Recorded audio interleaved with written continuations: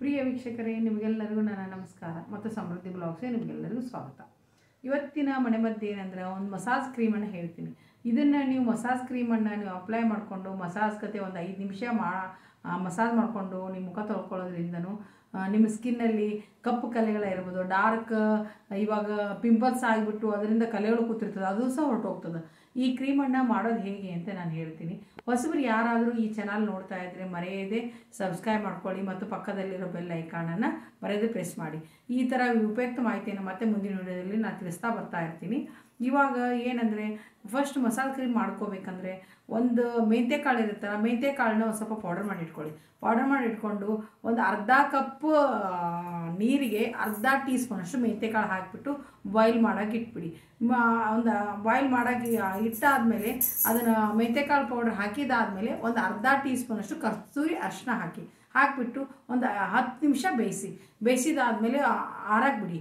ಆರಿದ ಅದನ್ನು ಸೋಸ್ಕೊಂಬಿಡಿ, ಒಂದು ಕಡೆ ಸೋಸ್ಕೊಂಡು ಒಂದು ಕಪ್ಪಲ್ಲಿ ಇಟ್ಕೊಂಬಿಡಿ.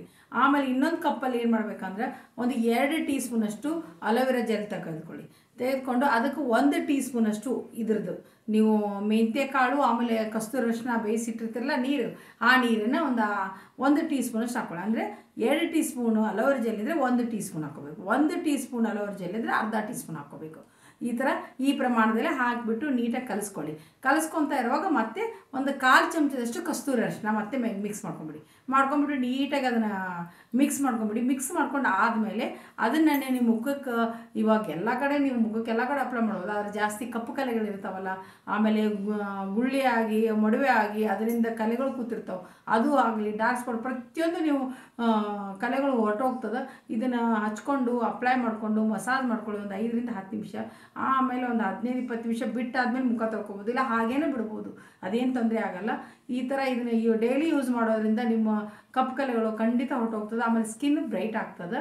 ಆಮೇಲೆ ಈ ವಿಡಿಯೋ ಇಷ್ಟವಾದರೆ ಮರೆಯದೆ ಲೈಕ್ ಮಾಡೋದನ್ನು ಮರಿಬೇಡಿ. ಇದೇ ಥರ ಉಪಯುಕ್ತ ಮಾಹಿತಿಯನ್ನು ಮತ್ತೆ ಮುಂದಿನ ವಿಡಿಯೋದಲ್ಲಿ ತಿಳಿಸ್ತೀನಿ.